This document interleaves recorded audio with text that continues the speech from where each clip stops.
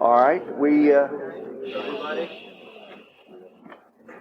are now going to touch on another subject, which again is not clear.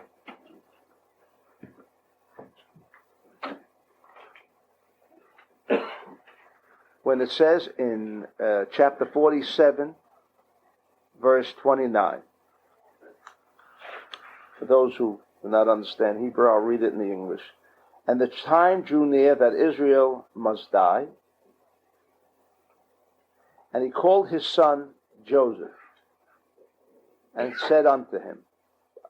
But what the Zohar raises here, and of course, unfortunately, we must understand that the translation into English can never compare to the original verse itself, because there it says, Vayikra livno li Yosef. He called to his son, to Yosef, where it should have said, Vayikra livno Yosef, and he called to his son, Joseph. Why is there two? Why is there a stress? And the Zohar on page 80 of Parshat Vayechi also says, Shoel, and he asks, Lama kara li Yosef v'lo la'acher? Why did he call only Yosef? What about the other sons?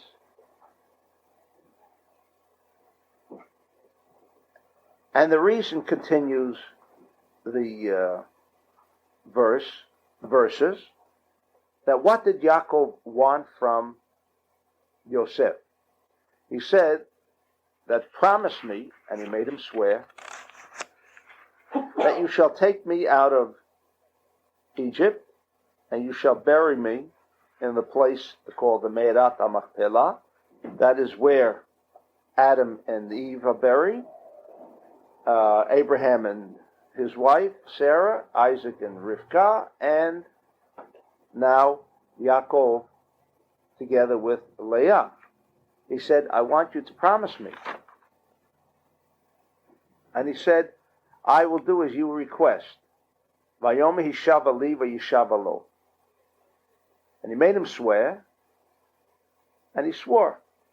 Now, the Zohar says, also asks the question, does that mean he didn't trust Yosef? If we just take the story in its literal sense, what is this dialogue between Yaakov and Yosef? And why did he make him swear? So, why he called Yosef and not the other brothers? So that could be easily explained, says the Zohar, because he was a king, and therefore the other brothers who did not have dominion over Egypt may not have succeeded in taking Yaakov away from Egypt and bringing him to Hebron. But Rabbi Shimon sees in these few verses another very interesting aspect. And Rabbi Shimon, on this particular section, comes out with an entirely different meaning. But is it really different? No.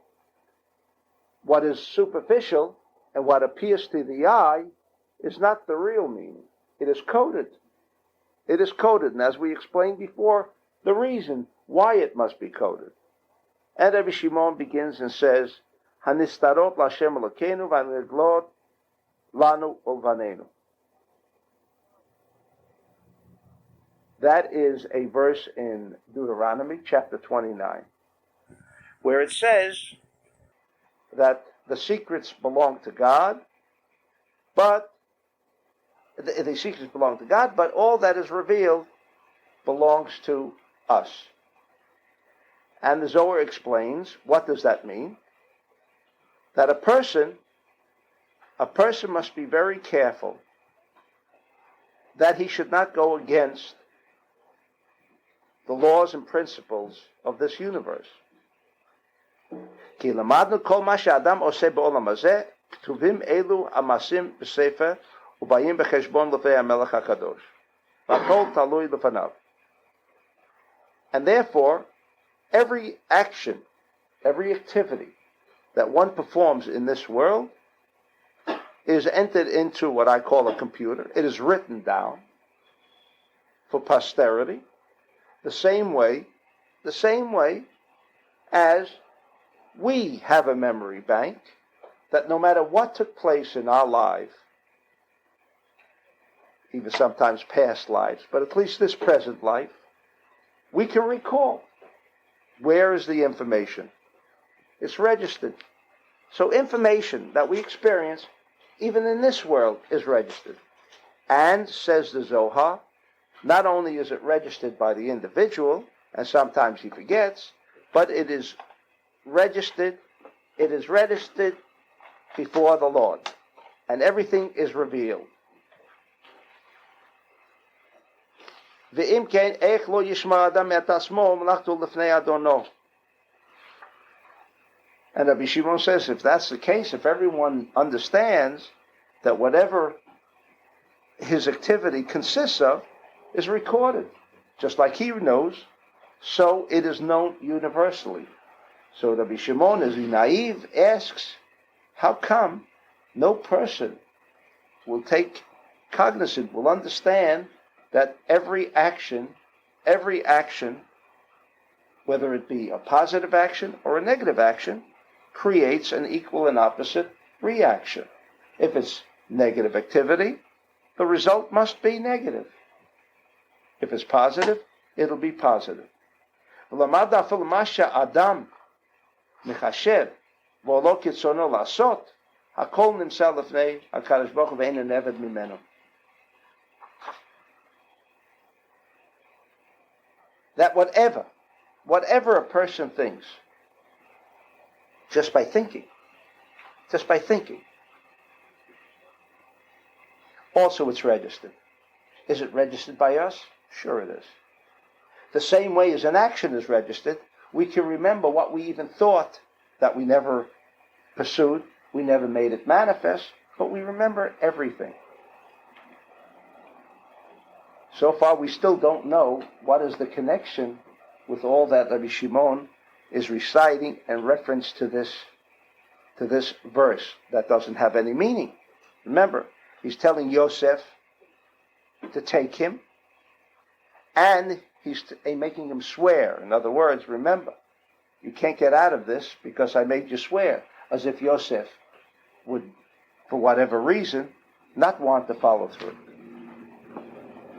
And here is the punchline. Bore, says Rabbi Shimon.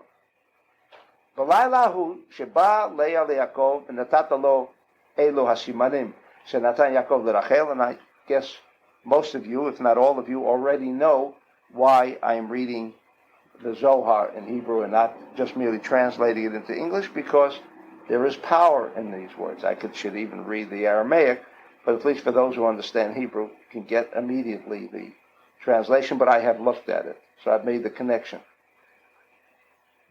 The night that Yaakov was to marry Rachel,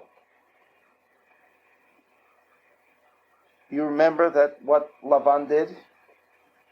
He changed, or he reneged on his promise of presenting Rachel to Yaakov as a wife, and in her place, he presented Leah, the older sister, to Yaakov. And Yaakov, knowing what kind of a person Lavan was, gave Rachel certain simanim, certain codes, that at the night of the wedding, he would know if it was Rachel or if it was Leah, because she would present back to him the coded message. And from this emerged the minhag of Birkat HaKalah. We bless the Kalah, but in essence, the blessing also is connected with the idea that we want to be certain that this is the designated bride.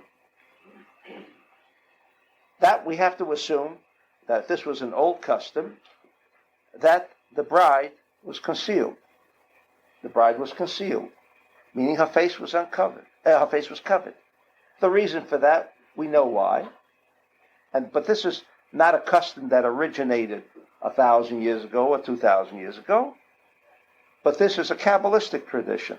So if it's a Syrian tradition or an Ashkenazi tradition or a Persian tradition, minhag tradition, I mean, it really started long before there were any of these traditions. It started with Yaakov. Briefly stated, because the marriage, as we know, creates one unified whole with the female and the male, or Malchut with Zeir Anpin.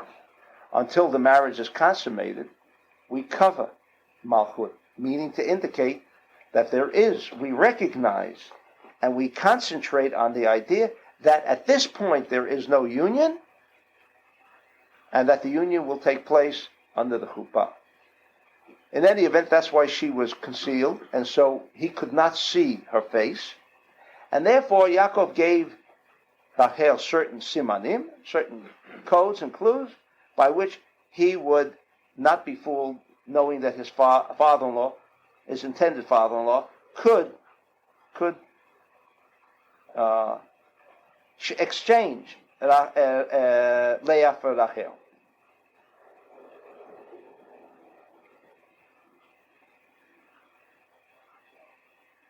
Valabritzono, insofar as Yaakov is concerned, says the Zohar, it was Rachel. And then that evening, they had intercourse to consummate the marriage, all with the impression that it is Rachel and not Leah. V'tipa hishel Yaakov aita harishona, and this was the first time that he had ever had intercourse, and this was his first sperm that drew forth from Yaakov, as it says, Kochei v'reishitoni, v'chashav shehi Rachel, and he thought it was Rachel. Is HaKadosh Baruch Hu shehu megale amukot u'mistarim, v'yodei ma v'choshech hela oto ratzon l'mkomo. This thought consciousness, mind you, just a thought consciousness, that he thought that it was Rachel and it was not Leah, this thought, or any thought, is preserved. It is not that we thought about something and we forget about the thought. The thought becomes registered. Just like actions become registered in the mind of an individual, so thoughts become registered in the mind. And so here, his thoughts, the thoughts of Yaakov, became registered. V'habchora nistalka miruveim v'nitna liYosef. At that moment, even though Reuven was the firstborn of Leah, in exchange, in other words, he had changed and presented Leah, the other sister, in place of Rachel, and Reuven, who was the firstborn, should have been the Bechor, should have been the firstborn, but because his thought consciousness was directed towards Rachel, even though he had intercourse, sexual intercourse with Leah, the thought consciousness prevailed. Ma'u atam mishum shetipa zu harishona sheyatsa miyakov hayta shayachat leRachel. It belonged to Rachel. The fact that he thought that it was Rachel is his energy intelligence, which is in the form of a sperm. We discussed that briefly. The power of this kind of energy, that with thought, we direct that kind of energy. Hayta shala. It was only hers, Rachel's. Yarash ota Yosef, Rachel yasha et shala. The fact that Yaakov thought that way, then who became the Bechor? Yosef, and not Reuven. Mishum zeh, sod hadavar, lo ala Reuven b'shem kishar hashvatim el Reuven, kolomar Reuben, he saw a son. He saw a son. In other words, that's all. A son was born. Was it his firstborn? No. Reuben stam. Uben hazel lo noda shemo. And his name was not known. Why? Because of Yaakov's thought consciousness. That his action, directed by his thought consciousness, was directed for Rachel. At that point, this is not even his son. V'alken lo kara Leah oto b'ni b'shem hazeh. V'lo nikra Ra'u b'ni. It doesn't say Ra'u b'ni. Ki Leah yada ha'maisa. Because Leah also was fully aware of what happened. Shemachshavto shel Yaakov b'Rachel. That his thought in Rachel went to Rachel and not to her. She also understood that. The Lamadno continues the Zohar. Galui lefnei Hakadosh Baruch Hu sheYaakov lo haya b'retzono lachtor lefanav b'zeh sheba'a shel Leah v'chashav b'Rachel. Did he want Leah and not Rachel? No. He was unaware of the situation. V'lo istakel midato b'isha acheret b'shahi, and he thought of no one, only of Rachel, and not like the other evil people of the world. V'alken katuv v'yiv b'nei Yaakov shnei masa, ki b'neihem shel shar risheolum she'osim maseahu nikram b'shem acher dahainu b'nei Tumura. V'dav zeh yitzu Esau lachavarim. U'mshum zeh v'yikra livno l'Yosef, livno mamash, mitchila. V'livsov v'no haya. In other words, why does it say and why does it stress livno l'Yosef? To know that son that was born as the first son, who was that? That was Yosef. Livno, which son? Yosef. In other words, even though on the physical level Reuven was born, physically he was born, it was not considered as being Yaakov's firstborn. In other words, that's why it says Lashem Hadistarot Lashem Elokeinu. In other words, these mysteries. What does it mean, these mysteries? These mysteries meaning not mysteries that cannot be understood, but those aspects that deal with the metaphysical consciousness, like thought, is Lashem Elokeinu. What does it mean? It's registered. It is not forgotten. Not that it means, as some want to interpret, in fact, that why aren't you permitted to learn Kabbalah? Because Hanistarot Lashem Elokeinu. Don't you know all of the hidden, concealed matters in this universe belong to God? We have no right to delve into these matters. That's not what Rabbi Shimon says. It's not what Rabbi Shimon says. Because Rabbi Shimon tells us that if we do not study the Nistarot, if we do not study the hidden aspect, the hidden interpretation of the Torah, we accomplish zero. We walk out the deck empty. So obviously, if we could not delve into the mystery, so to speak, which means the metaphysical realm, how can we ever achieve the beneficence that he wants to give us? Because God is not in this physical universe. He is not expressed in a physical way. Neither is thought consciousness expressed in a physical way. Does that mean all thought consciousness has no validity? In other words, whatever you thought doesn't mean anything? No. Every thought has its place. And therefore it says, Lashem Elokeinu. What is the proof of this? Because when it says Livno Yosef, the secret of thought consciousness became revealed by Yosef. Even though it was only a thought consciousness, look at what it produced. Yosef, who was born chronologically later, after Ruvain, is still to be considered the Bechor. Therefore, Who was the Rav Berg?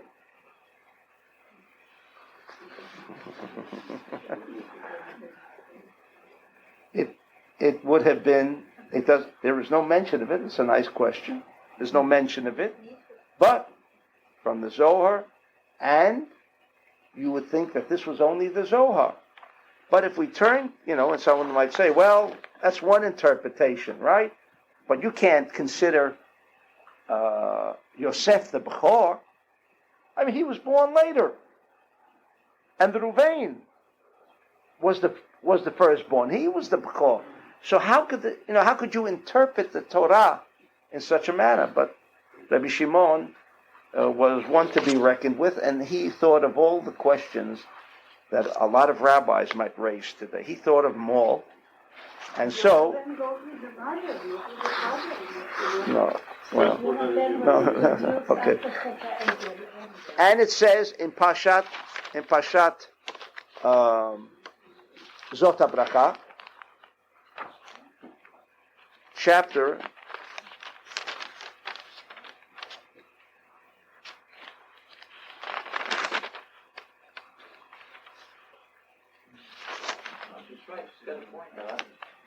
chapter 33, verse 13,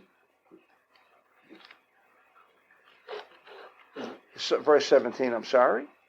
When Moses is discussing the blessings for all of the tribes, it says very clearly about Yosef in chapter 33, verse 17, that Yosef is Bechor Shoro. The Torah calls him Bechor. So this was not some concoction of Rabbi Shimon. Maybe nobody agrees with Rabbi Shimon, right? And therefore, we don't have to accept what Rabbi Shimon is stating for us here. No. Rabbi Shimon never contradicts what the Torah says. What he does is maybe delve a little deeper into its real meaning, because there is no answer as to why it says Livno V'li Yosef. All right?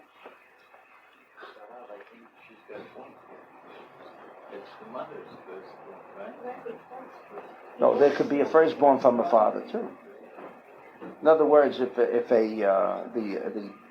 law of Bechor is that if let's say this was the second child, he married a woman that had children, and he was never married before, and there would be a child, there would be a Bechor. It would be his Bechor. It belongs to the father, basically. Yes. No, but if he had many children with another wife, then he married another woman who never had any children, and this child was born normally, in other words, not through a cesarean section, this child would also be considered a Bechor. So he has two Bechorim. Yes. Reuben and Yosef, both of them. No. First of all, we are considering the Bechor of Yaakov. The revelation here, the startling revelation here is that these two were married together. They were the first to be married. For him and her. And yet, for him and for her, for Leah and for Yaakov, Reuven is not considered the Bechor. And that is attested by the Torah itself in Deuteronomy, as I just quoted. For Leah also? For Leah too. Who was Leah's Why wouldn't it be? It's still her firstborn, right? Because, well, this now touches on something else. Because when we speak of Yaakov, his overwhelming thought of what constitutes Bechor also pervaded over whatever consciousness Leah would have as well. And so the Torah considers only Yosef the Bechor, and not Leah. And not Leah, even though it was the firstborn of Leah. The power of thought consciousness. Well, the marriage was consummated as one unit, right? So she becomes. But because his thought consciousness, we're only repeating it, his thought consciousness was so powerful, even though on a physical level, it was not so. Okay? In his blessing to the children, he said, but it doesn't say Bechor. yeah, No. We'll come to that right away. We'll come to that right away. All right, now, another section.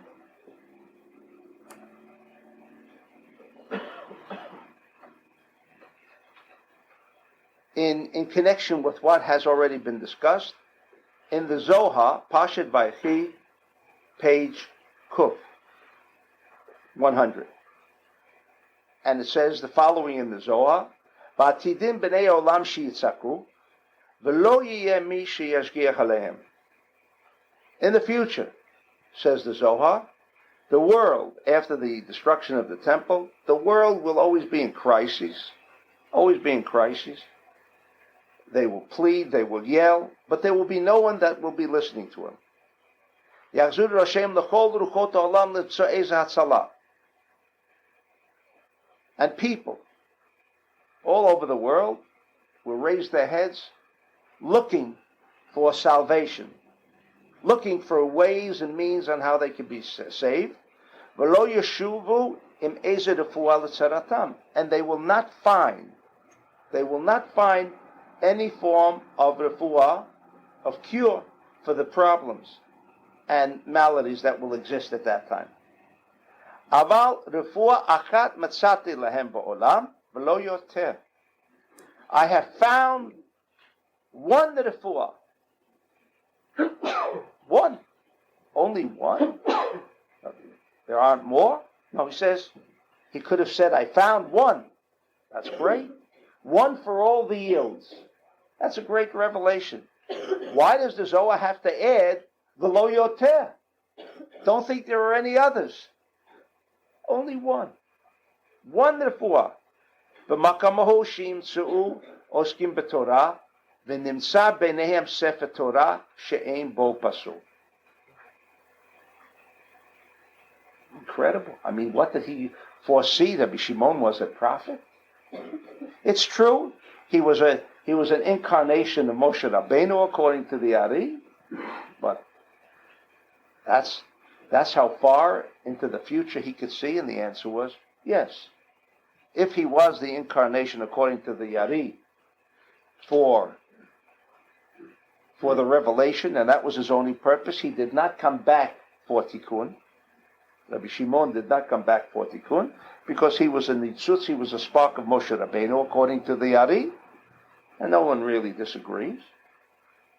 Then he could, by that pervasive power of Moshe Rabbeinu, he, I don't want to say inherited, but that was instilled, that was an integral part of his makeup, that he could see the future as Moshe Rabbeinu achieved the level of consciousness that yesterday and tomorrow were all merged into the present.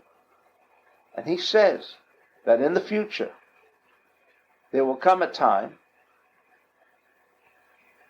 that there will be no Sefer Torah, because that will be the only refuah. The only refuah.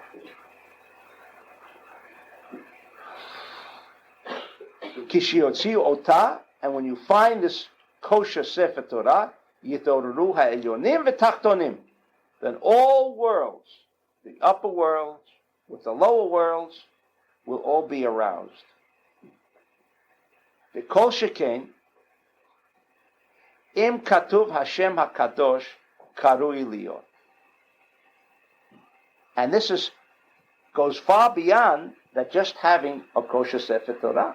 I look at the conditions he's placing on us. It's not enough that it's a Sefer Torah that is kasher, but that the Shem HaKadosh, the most powerful demonstration in the Torah of the combination of letters, as you know, is a tetragrammaton. Tetragrammaton. the Yud Kei Vav Kei.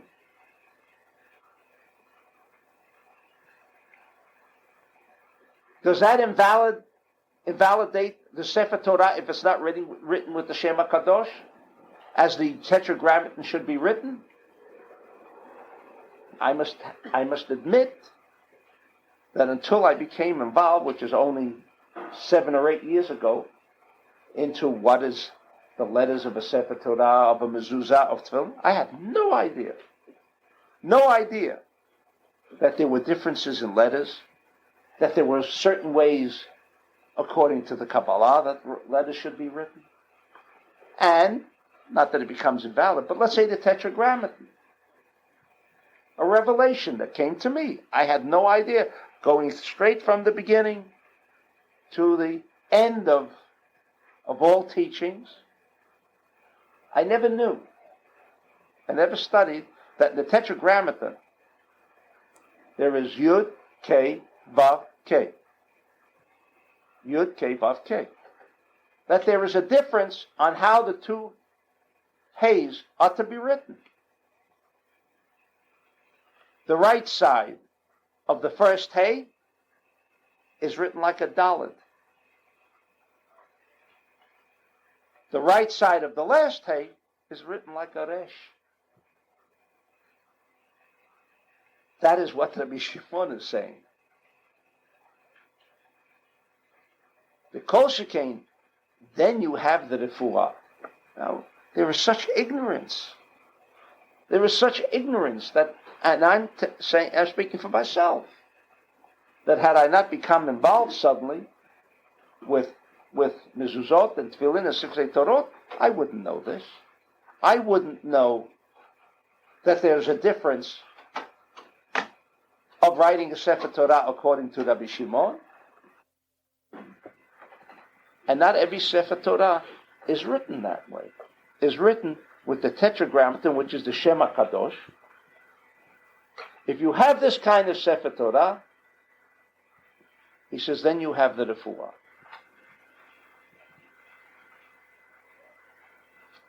And then he continues, all the door, Shinigal Beineim Sefer Torah, Shel Tiltulu Ota, L'Rechovah Shel Ir, Ukedom Kedei L'Itpalel, V'no Nitaru Le'ah, L'Mala L'Mata.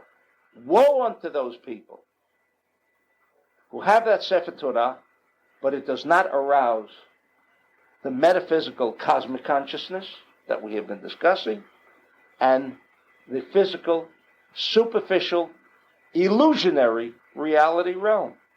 The reason I call this realm illusionary is we have no control of it. It's elusive. You know what illusionary means? You see it now, and it disappears. We think we see things, and they don't appear, disappear. That's illusionary. It's not steady. It is not constant. It is not eternal. That's called the illusionary realm. That's our realm. Only, says Rabbi Shimon, through this kind of Sefer Torah.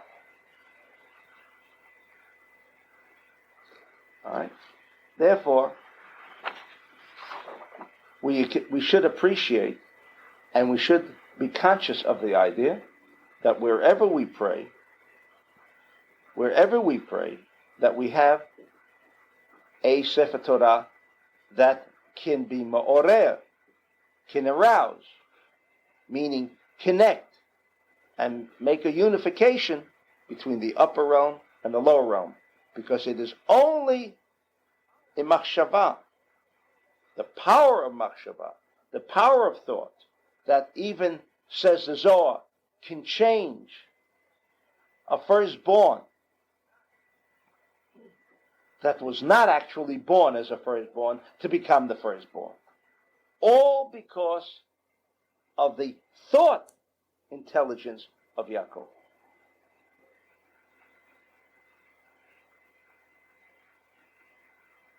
All right? And continues the Zohar. This is on page Kuf Gimel. I'm skipping a couple of parts. Am Rabbi Yehuda kamehem b'nei olam atumim mikol achushim shein yodim ve'ein mashgichim ve'ein shomim ve'ein mestaklim b'divrei olam.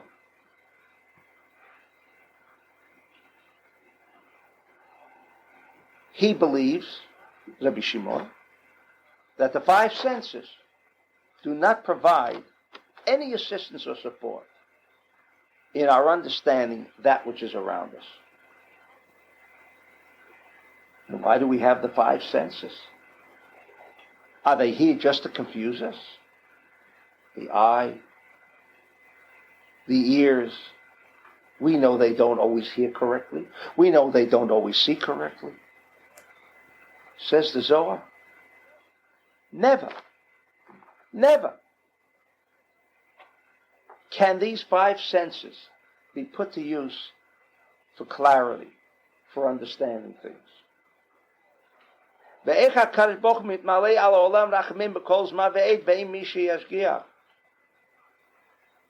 Lord, whose intrinsic characteristic is what? To share.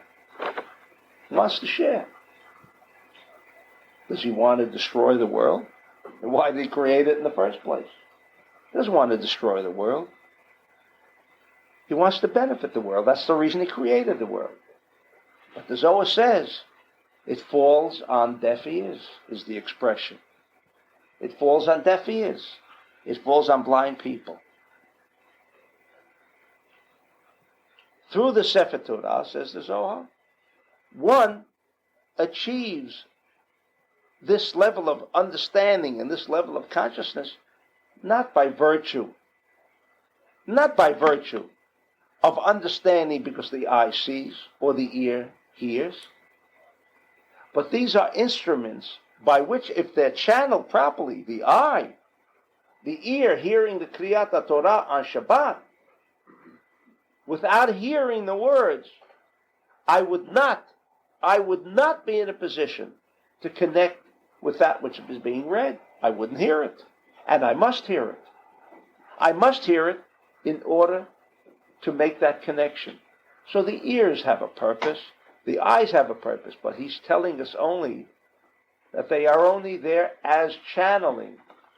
They are not in any way to be considered as the support mechanisms that we make use of in achieving a greater understanding of any given situation. Never.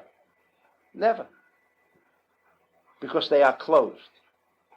They are closed for understanding.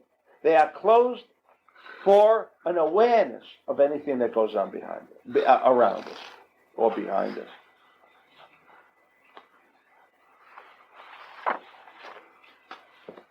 That is included in this week's portion as well. That is why Vayechi stands out as one of those parshiot of outstanding importance to assist us.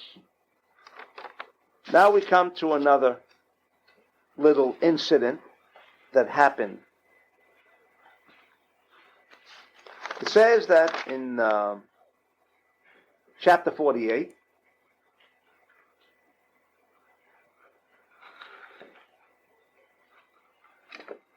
they told Yosef that his father was ill.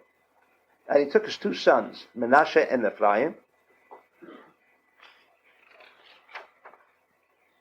And someone also tells Yaakov in chapter 48 that your son Yaakov is coming. And he tells him that your two sons that were born in Egypt, until I came to Egypt, they will now be considered as my two sons. They will be considered as my two sons. They will replace you and also the tribe of Levi. When it comes to the division of the land of Israel, when they will enter the land of Israel with Joshua and capture the land of Israel, create a dominion that would now be called the land of Israel, it will be divided between Manasseh and Ephraim, your two sons, my two grandchildren, and they will be just as Reuven, and Shimon. The simple explanation as to why did Joseph receive two portions, actually.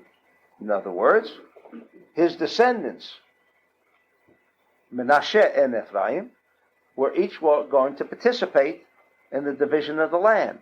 That means Joseph, in effect, was receiving two portions. From what has been said up until now, we understand why. Because he is the Bechor, and as the Bechor, he is entitled to two portions. So that is simple enough for us. That is simple enough. No problem. Only because the Zohar informs us that Yosef is the Bechor. If he was not the Bechor, why did Yaakov choose Menashe and Ephraim as their two sons to replace Yosef? That's understood. Then it comes to where he wants to bless him, right? And we're told that the eyes of, in verse 10 of chapter 48, it says, and his eyes became heavy from old age. He couldn't see as well. And Yosef said, here are my children. And he says, bring them close to me and I will bless them.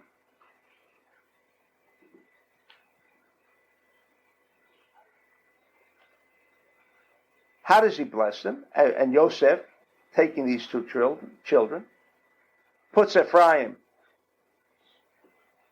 on his right, meaning the left side of Yaakov, because he's the younger boy, the younger child, and places Menashe on the right side.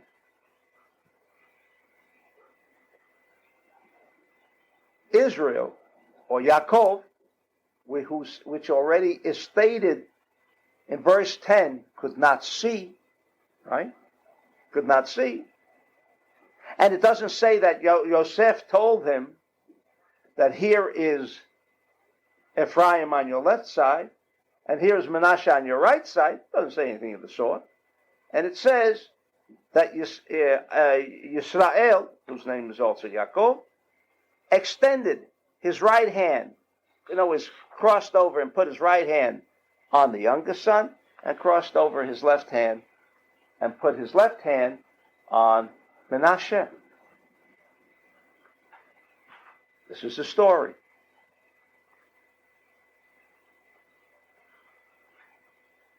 And he blessed them. But it doesn't say he blessed them. What does it say? And the Zohar asks the question. It says, Vayvarech et Yosef. And he blessed Joseph. Now here, the story is leading up to where he wants to bless the two children with his two hands. Before he gives the blessing, which is Hamalach HaGoel, which is the famous blessing that fathers usually bless their children, small children, and even until the age of 20, bless them every Friday night with this blessing of Yesimcha Elokim Ke'Ephraim U'Kemenashe, like it says in verse 20. And then also we repeat Hamalach HaGoel, which is the blessing that Yaakov extended to these two grandchildren. Before that, it says, Vayvarech et Yosef. He blessed Yosef. It doesn't even say with what or how he blessed him. It just says he blessed Yosef. He just blessed him. And then it says, Hamalach in verse 16, and the angel that redeemed me from all evil should bless these children, and they should be called in my name, the name of my father, Avram and Yitzchak, v'yidgu laro b'kerev haaretz, and they shall multiply.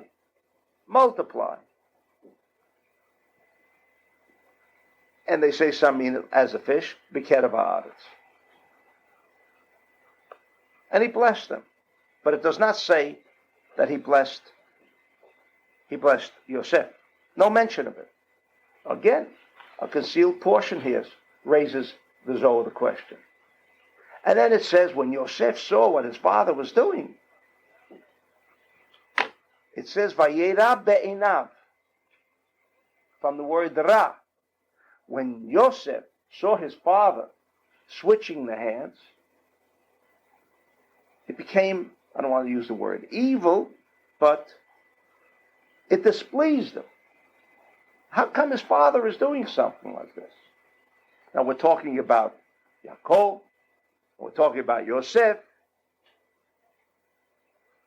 and he made an attempt to lift the hands of Yaakov into their proper position that he thought was proper. And in fact, in verse 18 it says, and Yosef said to his father, Lo kenavi, kizeh b'chor. This is the b'chor. Yosef is saying it, right? Yosef is saying it. I mean, why is he the b'chor? Remember, he knows why he's getting two portions, isn't he? Why should Yaakov think of giving and singling out again Yosef as a particular or more rewarding child than all the rest of them? He failed once before, so we think, when he made him this beautiful garment, and all the other children became jealous, says the Torah, the written, as it is written. Can't take it literally. I mean, we're talking about Yaakov. You mean he didn't understand that if he should sew a beautiful garment for one son, didn't he think maybe the other children might be jealous? Might be jealous.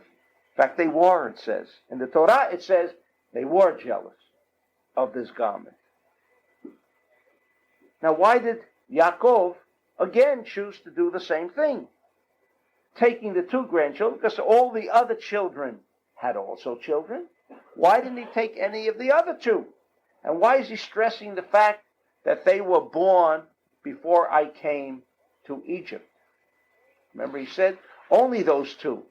All the others that will be born of Joseph will not be included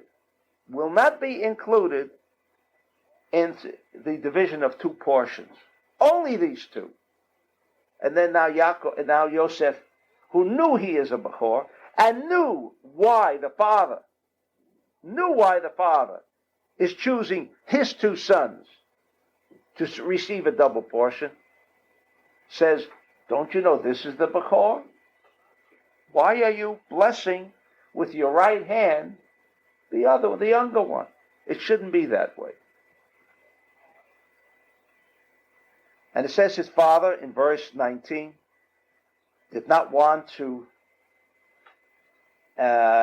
listen to Joseph, and he refused. Vayomen, he said, I know it, my son, I know it. I know. How does he know? He's blind. He's telling us he's blind. How does he know?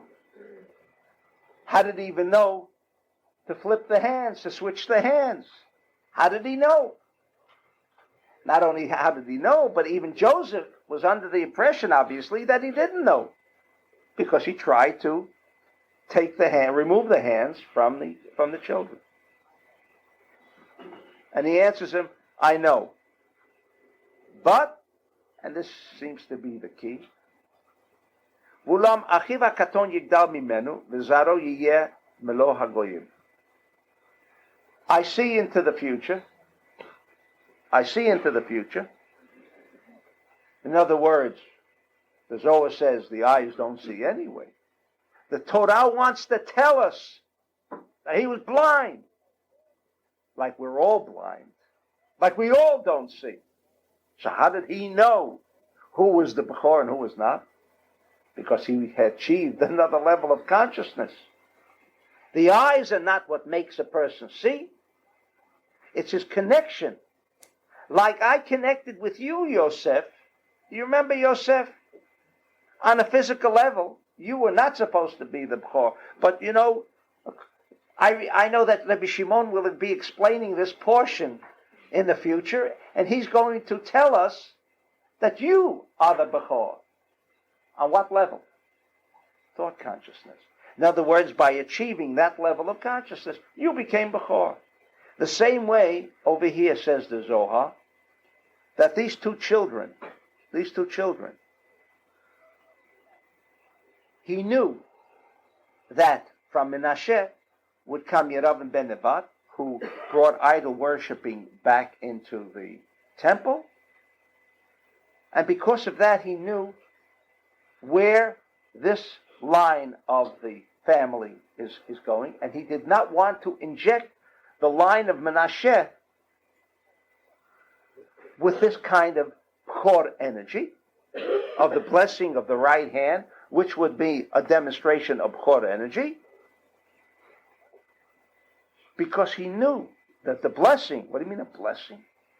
He, Yaakov, and we'll understand soon another part of the Zohar, he knew that when he was blessing, that this blessing, thought intelligence, nothing more. What is a blessing? I bless somebody. What does it mean? What does it mean you bless somebody? A blessing means a transfer of energy. The same way as when the Kohanim do their blessing. What does it mean they bless us? Because the Kohanim act as a channel for this energy, the energy of what we call the force, Hashem. He is the proper vessel by which he transfers and acts as a channel for that energy that doesn't stop like a battery or electricity stops at the point of termination. No, it's metaphysical energy. And this blessing will continue on and on and on, the same way as a Kohen, when he blesses us. It is not a blessing for today. It is a blessing that we capture with the right Kohen, if he knows what he's doing. We capture a percentage or a certain amount of energy. That energy is what's being transferred. And that's not something that, like a battery, ends. A certain amount of energy.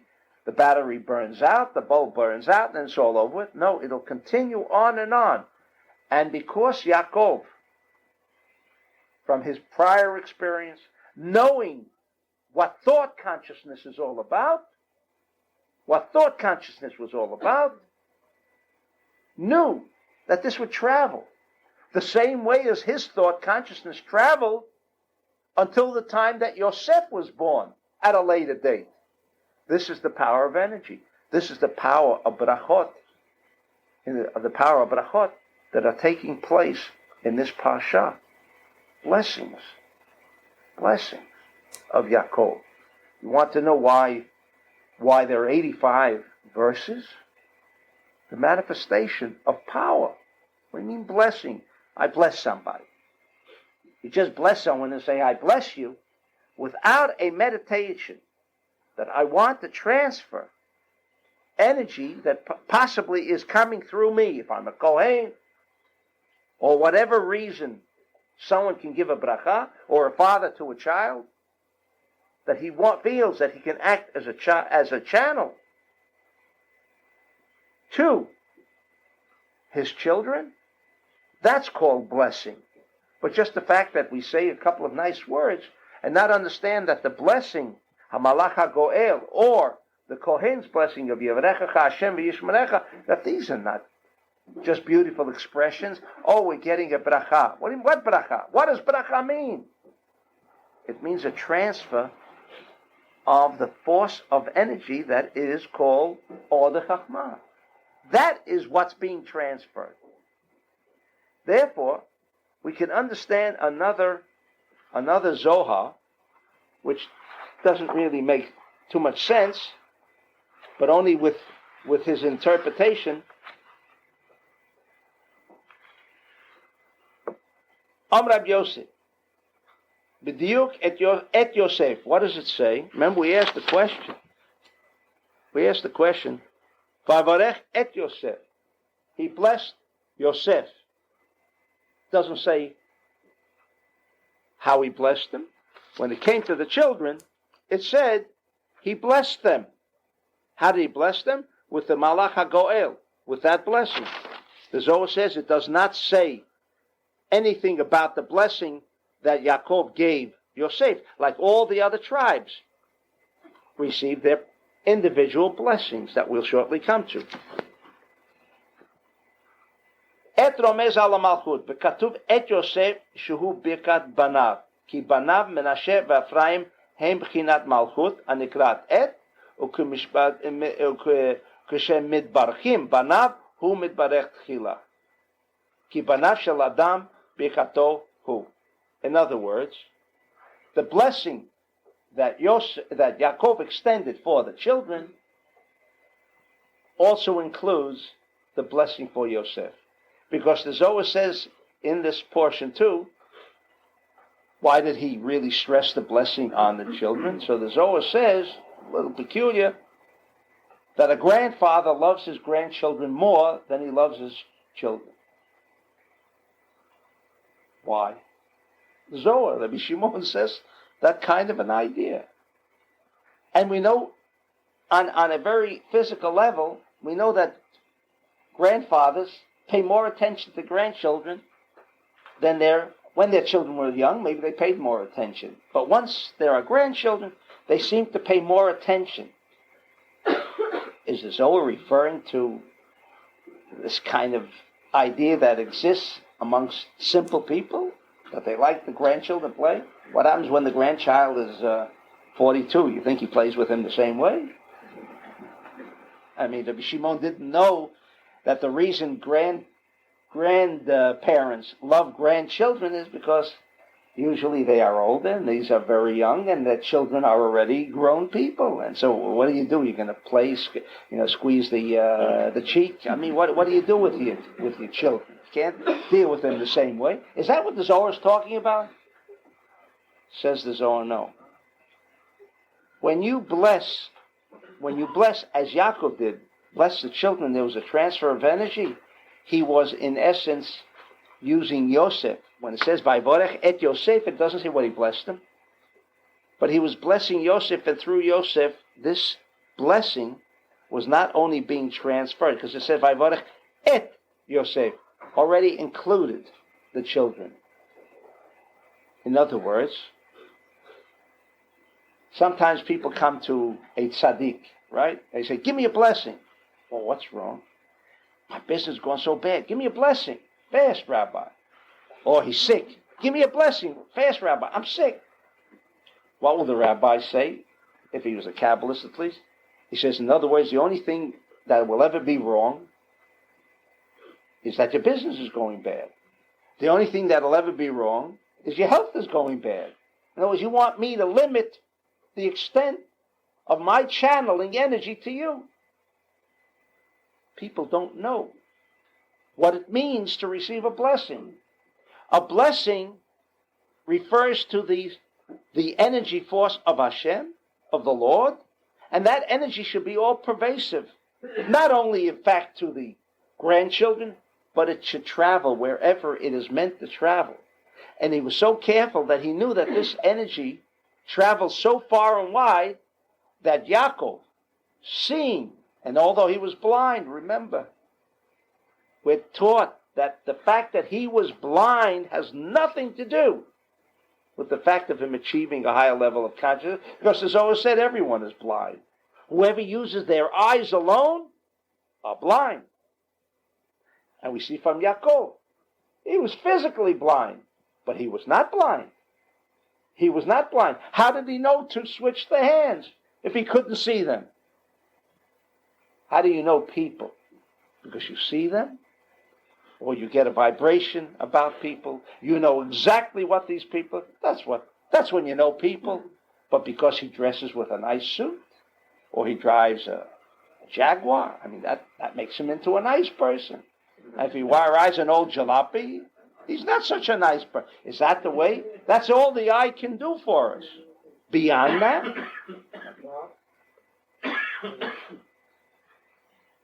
this is why this Parsha is so important. And then it comes to all the individual blessings. Since we're concluding shortly, I want to get this important point across. These blessings that each tribe received. What do you mean a blessing? He gave each one a blessing. Again, from the way the Zohar interprets these blessings, this was the connection to every sign of the zodiac.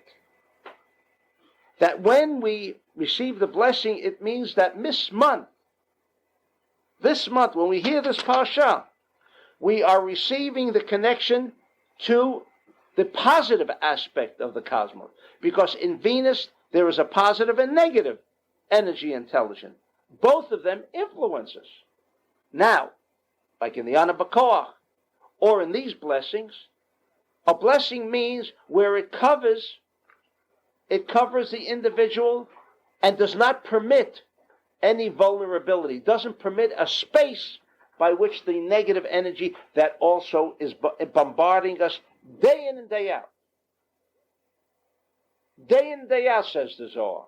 When you're born under a certain star, when you're born under a certain mazal, says the Zohar, this is what you are. This is what you are.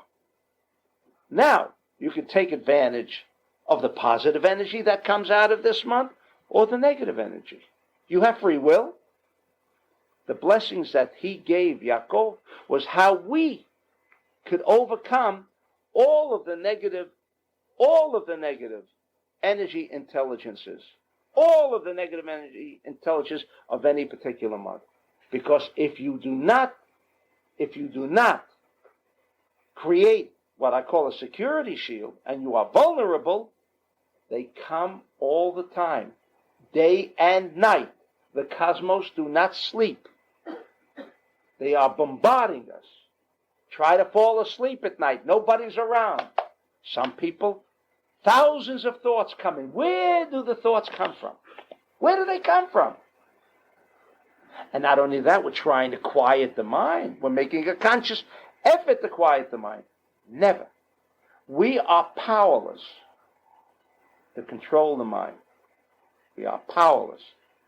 The only thing we can do with the mind is use the proper channels to draw down the bracha of, let's say, this Chodesh, which we are now entering into Aquarius, to draw the positive energy of Aquarius. If you are surrounded with the positive energy, you have created the security shield that this bombardment that comes to you day in and day out, 24 hours a day, will not affect you. This is what the Zohar says. This is the power of thought. If you do not have a power of thought, or you do not inject the power of thought, you have accomplished zero. You are blind.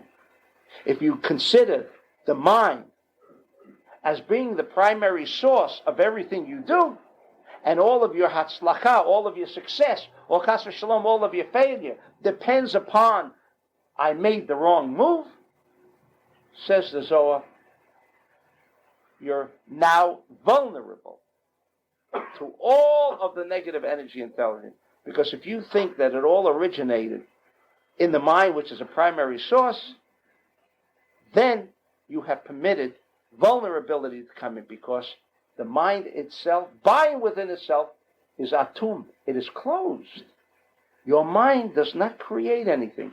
It is closed. It closes off everything. And all you have then is a vulnerability to draw in negative energy. That is the purpose of the brachot. And we'll conclude with it concluded anyway. All right. I just want to touch this question, which was not necessary. All right, what was the question again? His question, yes. That in the brachot that Yaakov gave his children, he starts with Reuven, Choviata, Kochi, Bereshit, Ani. Right. All right. Now, the reason I didn't want to bring up that, because the Zohar asks, what does it mean? But look what it also says. See, we just can't take out a few words of the bracha of Reuven.